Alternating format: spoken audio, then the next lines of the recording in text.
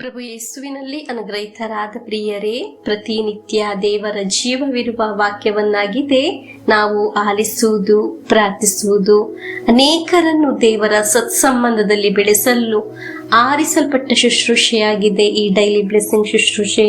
ಅದರಲ್ಲಿ ಬೇರೆಯೊಂದು ಕಾರ್ಯವನ್ನು ಮಾತನಾಡುವುದಿಲ್ಲ. ನಮಗೆ ಹೀಗೆ ಪ್ರಾರ್ಥಿಸೋಣ.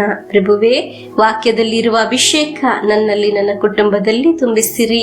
ವಾಕ್ಯದಲ್ಲಿ ದೇವರ ಶಕ್ತಿಯನ್ನು ಅನುಭವಿಸಲು ಸಾಧ್ಯವಾಗಲಿ.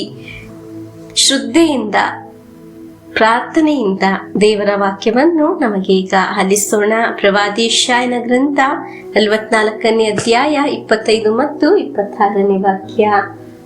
ಸುಳ್ಳು ಶಕುನ ಹೇಳುವವರನ್ನು ನಿರಾರ್ಥಕಗೊಳಿಸುವವನು ನಾನೇ, ಕಣಿ ಹೇಳುವವರನ್ನು ಮರಳುಗೊಳಿಸುವವನು ನಾನೇ, ವಿವೇಕಿಗಳೊಡನೆ ವಾದಿಸಿ ಅವರ ವಿವೇಕವೇ ಅವಿವೇಕವೆಂದು ತೋರಿಸುವವನು ನಾನೇ, ನನ್ನ ದಾಸನ ಮಾತನ್ನಾದರೂ ದೃಢೀಕರಿಸುವವನು ನಾನೇ, ನನ್ನ ದೂತರ ಯೋಜನೆಯನ್ನು ಸಫಲಗೊಳಿಸುವವನು ನಾನೇ.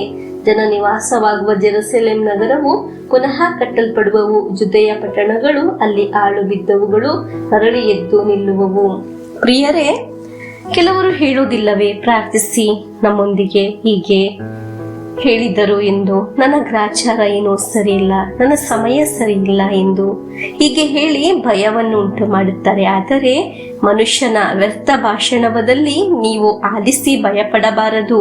ಅದು ಬೆಂಕಿ ಕೊಳ್ಳಿಯ ಮೇಲೆ ನೀರು ಹುಯ್ದ ಹಾಗೆ ಮಸಿಯಾಗುತ್ತದೆ. ಕೆಲವರು ಹೇಳುತ್ತಾರೆ, ಅಲ್ಲಿ ದೋಷವಿದೆ, ಅಲ್ಲಿ ಸಮಸ್ಯೆ ಇದೆ, ನಿಮ್ಮ ಮನೆಯಲ್ಲೇನೋ ಸಮಸ್ಯೆ ಇದೆ, ನಿಮ್ಮ ಕುಟುಂಬದಲ್ಲಿ ಸಮಸ್ಯೆ ಇದೆ. ಹೀಗೆ ಶಕುನನವರ ಮಾತನ್ನು ನೀವು ಕೇಳಬಾರದು, ಅದು ಸುಳ್ಳಾಗುವುದು. ನಾವು ದೇವರಲ್ಲಿ ವಿಶ್ವಾಸಿಸುವುದಾದರೆ ಅದು ಬೆಂಕಿ ಕೊಳ್ಳಿಯ ಮೇಲೆ ನೀರು ಉಯ್ದ ಹಾಗೆ ಅದರ ಶಕ್ತಿ ನಿರಾರ್ಥಕವಾಗುವುದು.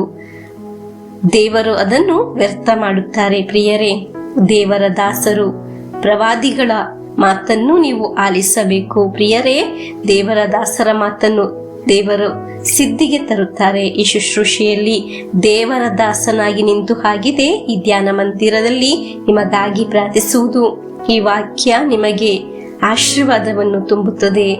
ಅನೇಕ ಕಾರ್ಯದಲ್ಲಿ ಬೇಸರ ಪಡುವವರು ಇದ್ದಾರೆ. ನಿಮ್ಮ ಜೀವನದಲ್ಲಿ ಅದ್ಭುತಗಳು ಸಂಭವಿಸುತ್ತದೆ, ನಿಮಗೆ ಬಿಡುಗಡೆ ಉಂಟಾಗುತ್ತದೆ, ನಿಮಗೆ ಸೌಖ್ಯ ಉಂಟಾಗುತ್ತದೆ. ನಮಗೆ ಪ್ರಭು ಯೇಸುವಿನ ಆಶೀರ್ವಾದವನ್ನು ಸ್ವೀಕರಿಸೋಣ.